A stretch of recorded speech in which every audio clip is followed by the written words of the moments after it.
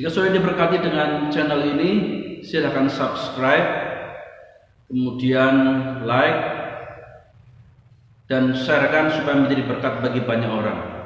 Nah, saudara yang kasih Tuhan, pada saat ini saya akan membahas mengenai firman Tuhan dengan tema mengapa krisis diizinkan terjadi dalam hidup orang percaya. Ada yang mengatakan kalau asal punya iman menjadi orang percaya nggak akan ada masalah, nggak akan ada krisis. Mereka mengatakan pasti sukses, pasti semua diberkati, pasti nggak ada apapun juga masalah, apapun juga krisis, apapun yang terjadi. Nah, itu semua hanyalah ilusi, karena pada kenyataannya banyak orang-orang Kristen, banyak orang-orang yang sungguh-sungguh setia, mereka pun mengalami krisis yang sama dengan orang-orang lain. Ketika ada bencana dalam sebuah masyarakat, baik itu orang Kristen atau orang bukan Kristen, yang beriman sungguh-sungguh maupun tidak beriman sungguh-sungguh, mereka juga dilanda bencana dan masalah. Nah saudara, kenapa Tuhan izinkan krisis terjadi dalam kehidupan orang percaya? Yang pertama, agar kita selalu ingat bahwa bukan dunia ini tujuan akhir hidup kita. Kita tidak diciptakan untuk selamanya hidup di dunia. Kita tidak dirancang untuk terus-menerus hidup kekal di dunia ini. Tetapi akan tiba saatnya kita akan dipanggil Tuhan dan mati. Itu harus kita sadari bahwa dunia bukanlah tujuan akhir kita. Nah, kalau kita sadar bahwa dunia bukan tujuan akhir kita, kita akan semakin terikat dengan Tuhan, bukan dengan dunia ini. Tapi orang yang tidak pernah memikirkan bahwa tujuan akhirnya adalah surga, tetapi dunia inilah yang dia pikirkan terus, dia akan terikat dengan dunia ini dan tidak bisa membangun ikatan yang kuat dengan Tuhan. Maka saudara, Tuhan izinkan krisis terjadi supaya kita tidak terikat dengan dunia ini, tetapi kita lebih membangun ikatan dengan Tuhan. Di banyak tempat di mana sekarang ini banyak terjadi corona, ya COVID-19, seperti di Italia, di negara-negara yang Kristen, tetapi mereka sudah lama meninggalkan gereja. Ketika terjadi krisis seperti ini, mereka mulai ingat Tuhan, mereka mulai mencari Tuhan, mereka mulai berdoa. Itulah kenapa Tuhan izinkan krisis terjadi, karena Tuhan ingin supaya kita semakin terikat kepada Tuhan. Yang kedua, kenapa krisis diizinkan Tuhan terjadi dalam kehidupan kita? Yaitu agar kita semakin rendah hati dan lepas dari kesombongan. Karena Tuhan tidak senang dengan orang yang congkak atau orang yang sombong. Sebab kesombongan itu adalah awal dari kejatuhan. Semakin seorang itu menyombongkan diri, dia akan jatuhnya itu sangat luar biasa. Dan orang yang sombong tidak bisa mengandalkan Tuhan, tapi merasa semua itu dikerjakan oleh dirinya sendiri. Yakobus pasal 4 ayat 6 dikatakan Allah menentang orang yang congkak. Congkak itu sombong. Jadi Allah menentang orang yang sombong, tetapi mengasihani orang yang rendah hati. Tujuannya adalah kerendahan hati kita, sehingga Allah bisa mengasihi kita lebih lagi. Allah memang sudah mengasihi kita, tapi kasihnya dinyatakan lebih lagi ketika kita rendah hati di hadapan Tuhan, merendahkan diri di hadapan Tuhan. Kasihnya dicurahkan di dalam kehidupan kita seperti sebuah air, dia mengalirnya ke bawah.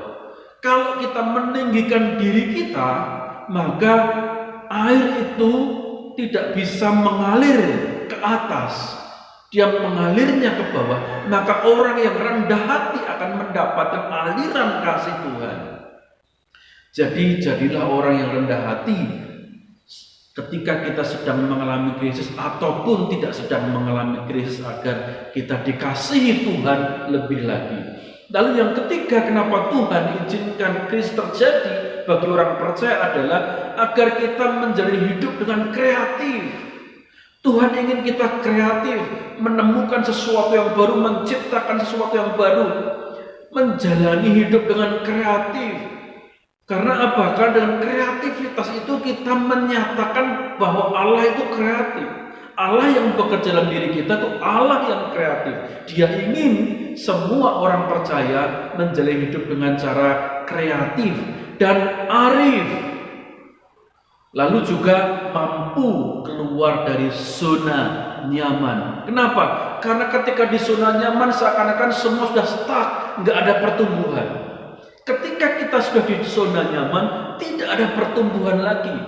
Tidak ada kerinduan untuk bertumbuh lagi. Maka Tuhan ingin kita kreatif, keluar dari zona nyaman, sehingga hidup kita, pelayanan kita semakin bertumbuh. Kita semakin mengenal Tuhan lewat kerja Tuhan di dalam kehidupan kita, pertolongan Tuhan di dalam kreativitas kita.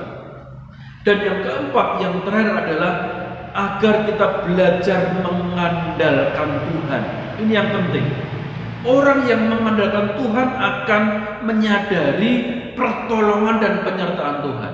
Orang yang tidak pernah mengandalkan Tuhan, dia merasa apa yang dia kerjakan itu hasil karyanya sendiri, bukan pertolongan Tuhan, bukan perlindungan Tuhan. Tetapi orang yang mengandalkan Tuhan, dia akan sadar bahwa hasil jerih lelahnya, hasil keberhasilannya itu semata-mata pertolongan Tuhan. Nah, kalau kita sadar bahwa apa yang kita kerjakan, keberhasilan kita itu hanyalah pertolongan Tuhan, keselamatan kita itu karena campur tangan Tuhan, perlindungan Tuhan, kita boleh ada sebagaimana kita ada saat ini, maka orang seperti ini bisa bersyukur dan memuliakan Tuhan. Orang yang tidak mengandalkan Tuhan tidak akan memuliakan Tuhan. Yeremia pasal 17 ayat yang kelima mengatakan, terkutuklah orang yang mengandalkan manusia, yang mengandalkan kekuatannya sendiri, dan yang hatinya menjauh dari Tuhan. Orang yang tidak mengandalkan Tuhan dikatakan terkutuk, hatinya akan menjauh daripada Tuhan.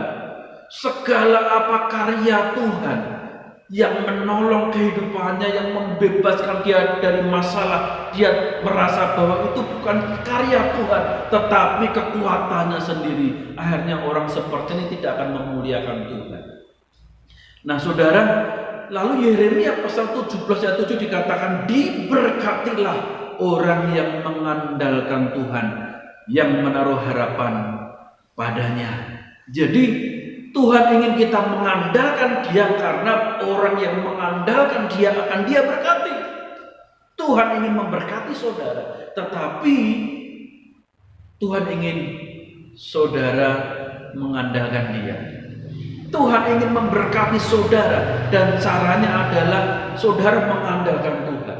Maka Tuhan kadang izinkan krisis terjadi dalam kehidupan orang percaya. Andalkan Tuhan, maka engkau akan diberkati. Nah saudara, dari 4 hal ini, mengapa krisis diizinkan Tuhan, mengapa krisis diizinkan Tuhan terjadi dalam hidup orang percaya, semuanya mengarah kepada situasi yang positif. Semuanya mengarah tertuju kepada situasi yang baik bagi orang percaya. Karena firman Tuhan mengatakan rancangan Tuhan bukan rancangan yang mencelakakan, tetapi rancangan damai, sejahtera, dan memberi hari depan yang penuh harapan, yang cerah, yang luar biasa. Artinya apa? Bahwa rancangan Tuhan itu baik semata-mata, sekalipun melewati krisis. Maka mendekatlah pada Tuhan, percaya, andalkan Tuhan dalam hidupmu, maka Allah akan menyatakan penyertaannya kepadamu, dan engkau akan mengalami mujizat setiap hari, dan terutama adalah mujizat pertumbuhan rohani